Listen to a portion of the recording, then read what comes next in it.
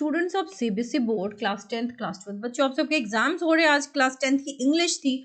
So language and literature में अगर देखा जाए तो बच्चों का क्या कहना है, कैसा हुआ पेपर? आज आपका एग्जाम था। सो मिक्स्ड रिव्यू आया है। इंग्लिश को कहा जा रहा है कि मॉडरेट डिग्री ऑफ डिफिकल्टी थी, कुछ बच्चों का क्लेम करना था। It was composed of equal number of application based analysis based questions. Overall English paper was easy to comprehend. वैसे भी जनरली बच्चों को इंग्लिश में दिक्कत नहीं आती इतनी, किसी भी बोर्ड में, खासकर सीबीएसई बोर्ड में बच्चों को इंग्लिश में, क्योंकि they are very much acquainted with the subject, तो इसमें ज़्यादा दिक्कत नहीं आती। लेकिन फिर भी एप्लीकेशन बेस्ड क्वेश्चंस थे और ये हर सब्जेक्ट में होगा, चाहे 10th में है या 12th में। ओके, इंग्लिश में सेक्शन ए में were trivial and needed a little pondering. The inferential questions required considerable thought and might be easily misinterpreted.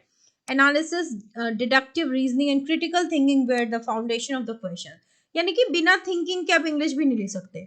Grammar जो सेक्शन बी था वो इजी था बच्चों के लिए, and writing task in the form of letter to editor and complain letter were more both manageable, बच्चे आराम से मैनेज कर पाए।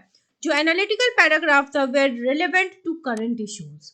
तो ऐसा भी होता है ना, मान लो करंट इशू से कुछ पूछा गया, but if you are not aware of the issue आप अच्छे पॉइंट्स नहीं लिख पाते, ठीक है, इसलिए ये भी जरूरी होता है। Writing section included familiar topics and allowed students enough to opportunity to express themselves.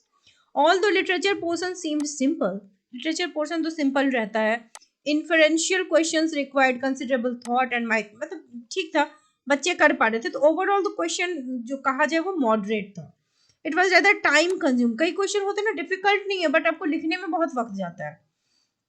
And safe to say that even if literature components were rather straightforward, students still needed to do an extensive analysis of it.